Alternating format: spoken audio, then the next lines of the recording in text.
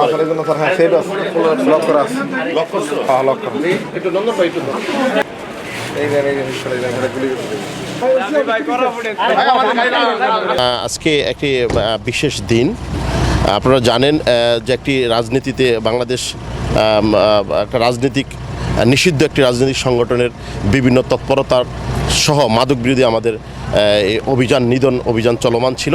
তারই পরিপ্রেক্ষিতে আজকে আমাদের মোবাইল টিম, আমাদের একাধিক টিম কাজ করছে। আপনারা অবশ্যই দেখতে পাচ্ছেন যে আজকে আমাদের পুলিশের অনেক আপনার অভিযান পরিচালিত হচ্ছে। তারই ধারাবাহিকতায় আজকে আমাদের sub inspector Shamim, inspector operation Mohammad Azizur রহমানের নেতৃত্বে sub inspector Nandan, sub inspector Shamim, sub inspector Rafiq সহ আমাদের একটি টিম, আমাদের আপনি পাশেই দেখতে পাচ্ছেন আমাদের একটি কালো মাইক্রো আমাদের অভিযান পরিচালনা করাকালীন তারা যখন আপনার চাষারা তুলারাম কলেজের গলি দিয়ে ঢুকে প্রতিমধ্যে 70 থেকে 80 জন চিহ্নিত ওই ইসদার এলাকার চিহ্নিত সন্ত্রাসী প্লাস আপনার বিভিন্ন মাদক মামলার আসামি, তারা দীর্ঘদিন এলাকা থেকে পলাতক ছিলেন। তারা হুট করে আজকে সংঘবদ্ধ হয়ে পুলিশের গাড়িকে লক্ষ্য করে ইটপাটকেল নিক্ষেপ করাকালীন এবং পুলিশের উপর আচমকা আক্রমণ করার চেষ্টাকালে এবং পুলিশকে তাক করে যখন তারা গুলি ছোড়ে, আপনারা ইতিমধ্যে দেখতে পেয়েছেন ইসদারের প্রখ্যাত মাদক সম্রাট,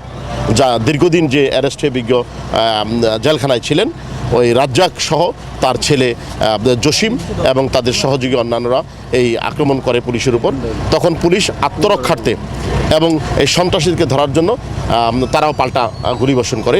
এতে আপনারা জানেন তাদের গুলিতে আমাদের sub inspector Nandan, sub inspector Rafiq এবং আমাদের কনস্টেবল আহত হয়েছেন এবং পাল্টা গোলাগুলিতে এই আপনার ধৃত আসামি জসিম তার ডান পায়ে সম্ভবত একটি গুলি লেগেছে, আর আরেকজন এমনি শারীরিকভাবে আহত হয়েছেন। তো আমাদের অভিযান এখনও অব্যাহত আছে। আমরা প্রাথমিক ট্রিটমেন্টের জন্য তাদেরকে নিয়ে আসা হয়েছে এবং পুলিশ অফিসাররা এখানে আসছেন, চিকিৎসা নিচ্ছেন, আপনারা দেখতে পাচ্ছেন। আর আমাদের পর্যাপ্ত পুলিশ ফোর্স এবং ডিবি, জেলা ডিবির ফোর্সের সহযোগিতা আমরা অভিযান এখনও ইসদারে চলমান আছে। তা আমরা আশা করি এই মাদক ব্যবসায়ী এবং যারা সন্ত্রাসী যারা আছেন, রাজ্জাককেও আমরা অচিরে রাজ্জাক সহ তাদের সহযোগী যারা আছে তাদেরকে গ্রেপ্তার করতে সহযোগী হবে ইনশাআল্লাহ। আপনি দেখেছেন ইতিমধ্যেই কিন্তু আমরা এই মাদক সম্রাট এবং একাধিক মামলার আসামি সন্ত্রাসী জসিমকে আমরা পিস্তল সহ, আপনারা দেখেছেন যে পিস্তলটা পুলিশকে গুলি করেছে, সেই পিস্তল সহ কিন্তু আমরা তাকে গ্রেপ্তার করেছি এবং তার সহযোগী আরেকজন মেয়ে, তার নাম মোহন, তাকে গ্রেপ্তার করেছি এবং তার সহযোগী অন্যান্য যারা আছে তাদেরকে গ্রেপ্তারের জন্য সর্বোচ্চ প্রচেষ্টা অভিযান অব্যাহত আছে।